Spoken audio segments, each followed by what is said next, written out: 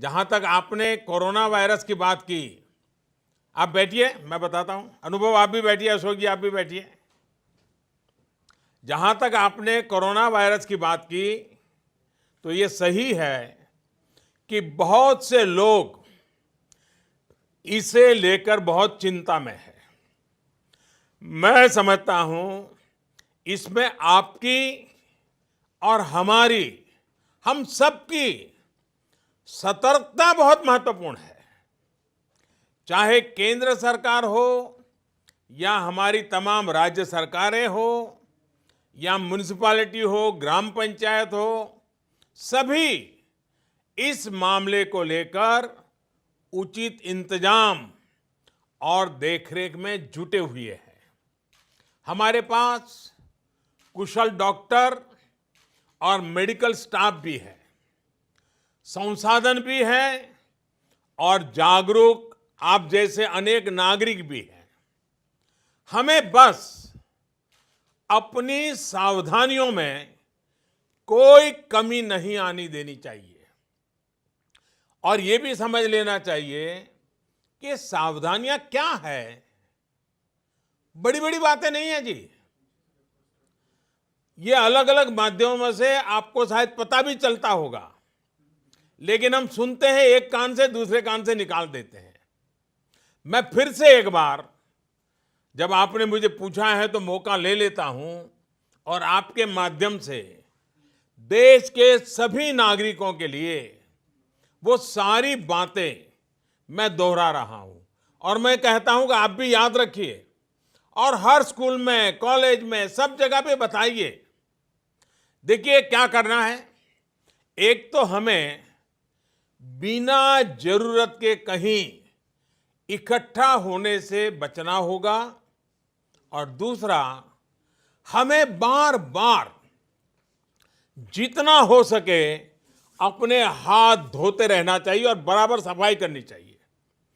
अपने चेहरे को, अपने नाक और अपने मुंह को बार बार छूने की हमारी जो आदत है, अब थोड़ा उस आदत को बदलना होगा। जितना हो सके इस आदत को हमें कंट्रोल करना है और धुले हुए हाथों से ही अपने मुंह को टच करना चाहिए। जानकारों का कहना यह है कि ये खांसते या छींकते समय जो छींटे निकलते हैं, सांस के साथ ऐसे छोटे छोटे छोटे बिंदु निकलते दिखते भी नहीं है, उसमें जो भी संपर्क में आता है उसे ये फैलता है। ऐसे में जिस भी चीज पर ये छींटे गिरते हैं उसमें ये वायरस कई दिनों तक जीवित रह सकता है। इसलिए बार बार साबुन से हाथ धोना बहुत जरूरी है। एक और आदत हमें जरूर डालनी है। अगर खांसी और छींक हमें आती है तो कोशिश यही करनी है कि दूसरों पर इसके छींटे न पड़े और जो कपड़ा या रुमाल हमने छींकने के समय इस्तेमाल किया होता है उसे भी दूसरों के संपर्क में न आने दें। साथियों, जिन जिन लोगों को ये संक्रमण हुआ है उनको तो जरूरी निगरानी में रखा ही जा रहा है, पूरे वॉच में रखा जाता है। लेकिन अगर किसी साथी को शक होता है कि वो किसी संक्रमित साथी के संपर्क में आया है तो उसको बहुत घबराने की जरूरत नहीं है। अपने मुंह को मास्क से ढक करके या किसी बड़े कपड़े से ढक करके सबसे पहला काम करना चाहिए, किसी न किसी नजदीकी अस्पताल में चेक करवा लीजिए। ये बहुत जरूरी है। परिवार में जो बाकी लोग होते हैं उनको भी इन्फेक्शन होने की आशंका ज्यादा होती है। ऐसे में उनको भी जरूरी टेस्ट करा लेने चाहिए। ऐसे साथियों को मास्क भी पहनने चाहिए, ग्लव्स भी पहनने चाहिए और दूसरों से कुछ दूरी बना करके रहना चाहिए।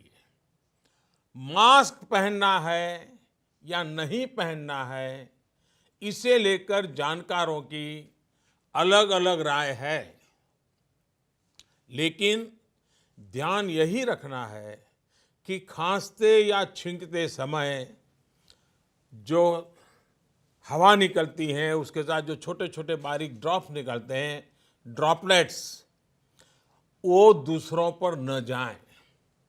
वैसे मास्क पहनते समय भी एक चीज ध्यान रखनी है, मास्क को एडजस्ट करते हमारा हाथ बार बार मुंह को छूता है। इससे बचाव की जगह इन्फेक्शन फैलने की आशंका बढ़ जाती है। साथियों, ऐसे समय में अफवाहें भी तेजी से फैलती हैं। कोई कहता है ये नहीं खाना है, वो नहीं करना है।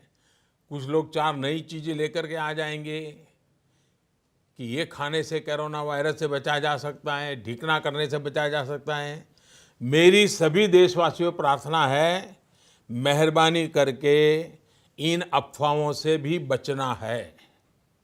आपको कुछ भी लगता है, जो भी करें, अपने डॉक्टर की सलाह से ही करें। हम स्वयं डॉक्टर न बन जाए। और हाँ, पूरी दुनिया आजकल नमस्ते की आदत डाल रही है। अगर किसी कारण से हमने ये आदत छोड़ दी है, तो हम भी हाथ मिलाने के बजाय इस आदत को फिर से डालने का भी, मैं समझता ये उत्तम समय है। नमस्ते करके ही एक दूसरे को ग्रीट करना चाहिए।